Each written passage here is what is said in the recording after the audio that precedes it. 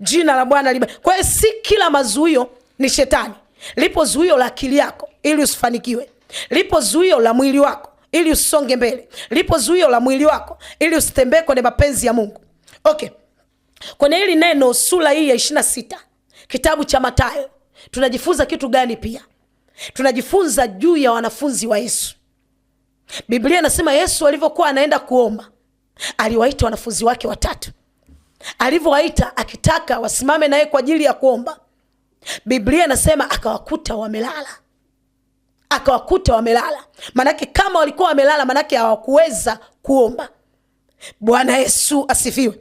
Jina la Bwana libariki. Lilikuwa ni zuio. Zuio kwenye nini? Zuio kwenye mwili. Zuio kwenye mwili kabisa.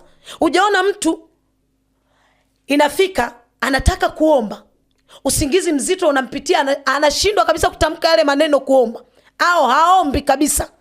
Bwana Yesu asifiwe. Jina la Bwana. Ikifika muda wa kusoma neno, macho mazito, anashindwa kusoma neno, usingizi unampitia hapo hapo. Lakini kwenye simu anaweza akakaa kwenye simu hata masaa 3 4 yupo kwenye simu, lakini ashike Biblia kwa ajili ya kusoma neno, anasinzia.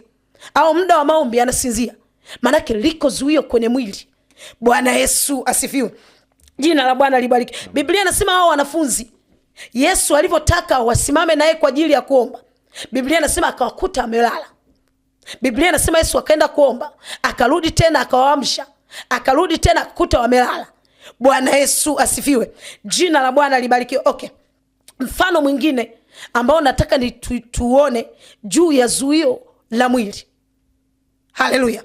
Biblia inasema hivi kwamba mapenzi ya Mungu kumleta mwana wa pekee duniani ni kwa ajili ya kukomboa ulimwengu. Haleluya. Kitabu cha Mathayo kinatueleza nini? Mathayo 26. Biblia inasema hivi kwamba Yesu akasema alivyoenda kuomba, cheki alichosema. Haleluya. Biblia inasema akasema kikombe hichi kiniepuke. Bwana Yesu asifiwe. Au kwa lugha nyingine alikuwa anasema spiti msalabani. Haleluya.